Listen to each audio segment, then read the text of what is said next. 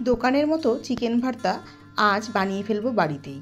এই জন্য প্রথমেই গ্যাসে একটা কড়াই বসিয়ে দিয়েছি আর তার মধ্যে দিয়ে দিলাম বেশ খানিকটা নুন আর জল। এবারে দিয়ে দিচ্ছি এলাচ, লবঙ্গ, দারচিনি। এবারে এখানে দিয়ে দেবো বেশ খানিকটা বোনলেস চিকেন। চিকেনটা দেওয়ার পর বেশ খানিকক্ষণ জলের মধ্যে সেদ্ধ হতে দিতে হবে।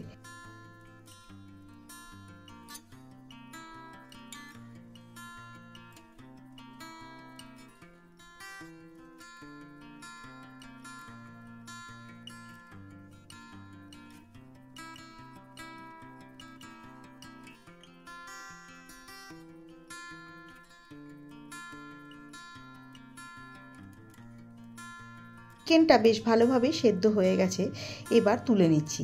কিন্তু চিকেন স্টকটা রেখে দেবো, এটা ফেলবো না, পরে এটা আমাদের গ্রেভির কাজে লাগবে। এবারে ভর্তার গ্রেভির জন্য একটা মশলা তৈরি করব। তার জন্য নিয়ে নিয়েছি 3টে মাঝারি সাইজের পেঁয়াজ আর 2টো টমেটো।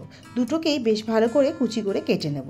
এবার গ্যাসে আরেকটা কড়াই বসিয়ে দিয়েছি, তার মধ্যে দিয়ে দিলাম বেশ খানিকটা সাদা তেল। তেলটা গরম হয়ে এলে এবার এর মধ্যে দিয়ে দিচ্ছি কুচনো পেঁয়াজটা আর দিয়ে দিলাম ঝালের জন্য বেশ খানিকটা কাঁচা লঙ্কা। এবারে দিয়ে দেবো কেটে রাখা টমেটোটাও আর দিয়ে দেবো 6-7 টুকরো গোটা রসুন। এবারে দিয়ে দিলাম প্রয়োজন মতো নুন, দিয়ে দিচ্ছি 2-3 টুকরো আদা, গোটা 10 কাজু বাদাম। সব কিছুকে বেশ ভালোভাবে খানিকক্ষণ তেলের মধ্যে এইভাবেই নাড়াচাড়া করতে হবে যতক্ষণ না পেঁয়াজ, টমেটো, লঙ্কা সব কিছুই বেশ একটু নরম হয়ে আসে।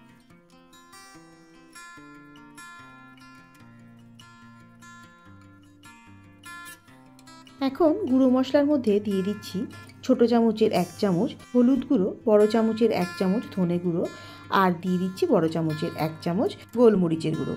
সব কিছুকে একসাথে পেঁয়াজের সাথে মিশিয়ে নিয়ে খানিকক্ষণ রান্না করে নেব। ততক্ষণে সব মশলাগুলো রেডি হচ্ছে, তার মধ্যে চিকেনটাকে আমরা ছাড়িয়ে নেব। হাত দিয়ে বা চামচ যা কিছু দিয়ে আপনাদের সুবিধা হবে সেইভাবেই চিকেনটাকে ছাড়িয়ে নেবেন। চিকেন ভর্তা করবার জন্য যতটা চিকেন ঝিরি করে ছাড়ানোর দরকার ঠিক ততটাই বেশ ভালোভাবে চিকেনটাকে ছাড়িয়ে নেওয়ার চেষ্টা করবেন। এদিকে চিকেনটা ছাড়াতে ছাড়াতে মশলাটাও প্রায় রেডি হয়ে গেছে। এখন এর মধ্যে দিয়ে দিচ্ছি বেশ খানিকটা রেখে দেওয়া চিকেন স্টক। এবার আবারও বেশ খানিকক্ষণ চিকেন স্টকের মধ্যে সব মশলাগুলোকে ভালোভাবে ফুটতে দিতে হবে। এদিকে চিকেনটাও বেশ ভালোভাবে ছাড়ানো হয়ে গেছে। এখন ছাড়ানো চিকেনটাকে সাইডে রেখে এতক্ষণ যে মশলাটা রেডি করছিলাম আর বাদবাকিটা চিকেন স্টকের মধ্যে সেদ্ধ করে নিয়েছিলাম সেই মশলাটা ঠান্ডা করে মিক্সিং জারের মধ্যে দিয়ে ভালোভাবে বেটে নেব।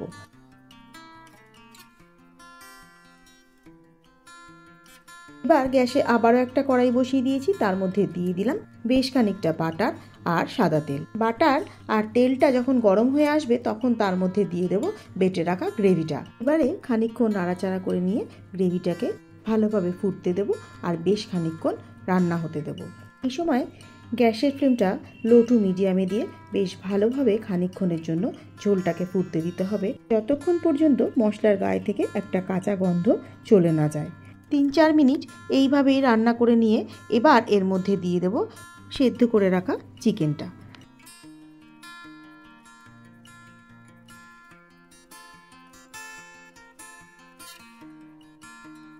চিকেনটা দেওয়ার পর আবারও 2-3 মিনিট বেশ ভালোভাবে গ্রেভির সাথে মিশিয়ে নিয়ে রান্না করে নিতে হবে।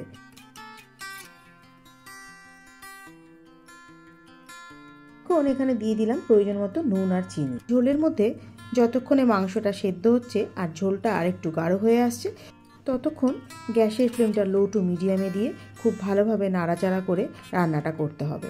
এখানে যেহেতু কাজু বাদাম দেওয়া রয়েছে সেহেতু অনেক সময় কড়াইয়ের নিচে লেগে ধরতে পারে।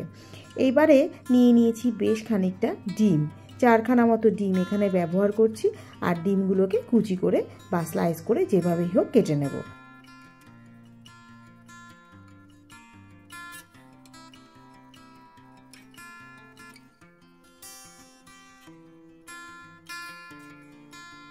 এদিকে মাংসটাও প্রায় রেডি হয়ে গেছে, ঝোলটাও শুকিয়ে এসেছে। এখন এর মধ্যে দিয়ে দিচ্ছি হাতে ক্রাশ করে নেওয়া খানিকটা কাসুরি মেথি আর দিয়ে দিচ্ছি বেশ খানিকটা ধনেপাতা। সব কিছুকে বেশ ভালোভাবে আবারও মাংসের সাথে মিশিয়ে নিয়ে এইবার এর মধ্যে দিয়ে দেবো কুচিয়ে রাখা ডিমটা। এবার ডিমটাকে মাংসের সাথে আবারও বেশ ভালোভাবে মিশিয়ে নিয়ে নামিয়ে নেব। আজকের এই চিকেন ভর্তার রেসিপিটা আপনাদের কাছে কীরকম লাগলো জানাতে ভুলবেন না। ভালো লাগলে বাড়িতে একবার ট্রাই করেও দেখতে পারেন। নামানোর পর ওপর থেকে এইভাবে ডিম দিয়ে সাজিয়েও পরিবেশন করতে পারেন। আজ তবে এই পর্যন্তই। দেখা হবে অন্য কোনো নতুন রেসিপির সাথে। সবাই পাশে থাকবেন, সুস্থ থাকবেন, ভালো থাকবেন।